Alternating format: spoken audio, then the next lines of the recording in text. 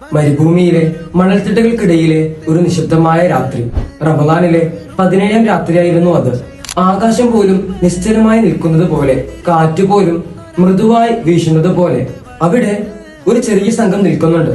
അവർ വെറും 313 പേര് മാത്രമേ ഉണ്ടായിരുന്നുള്ളൂ. അവരുടെ ഹൃദയത്തിൽ ഒരു ശക്തിയുണ്ടായിരുന്നു, അള്ളാഹുവിലുള്ള ഉറച്ച ഈമാൻ. എന്നാൽ അവരുടെ മുന്നിൽ നിന്നതോ അള്ളാഹുവിന്റെ പ്രിയദൂതൻ മുഹമ്മദ് നബി സല്ലല്ലാഹു അലൈഹി വസല്ലമ തങ്ങളായിരുന്നു.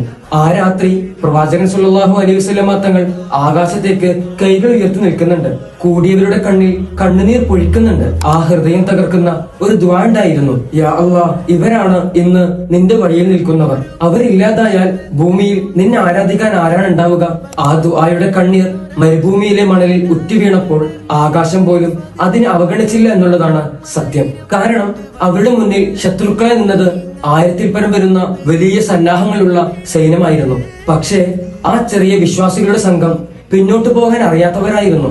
കാരണം അവരുടെ ഹൃദയം നിറച്ചത് അള്ളാഹുവിലുള്ള അടിയുറച്ച വിശ്വാസമായിരുന്നു. അവിടെ നിന്നാണ് ആരംഭിച്ചത് ആ ചരിത്രത്തിലേക്കുള്ള ആ മഹത്തായ ദിവസം. ആ ദിവസം ആകാശം ഭൂമിയോട് കരുണ കാണിച്ചിട്ടുണ്ടായിരുന്നു. മാലകമാരുടെ സൈന്യം ഇറങ്ങി സത്യത്തിനൊപ്പം നിന്ന ആ വിശ്വാസികൾക്ക് വിജയം കൈവരിക്കാനായി.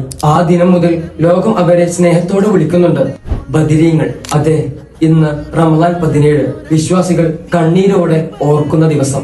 അല്ലാഹു സുബ്ഹാനഹു വ തആല അവരുടെ മദദ് നമുക്കേവർക്കും നൽകി അനുഗ്രഹിക്കട്ടെ.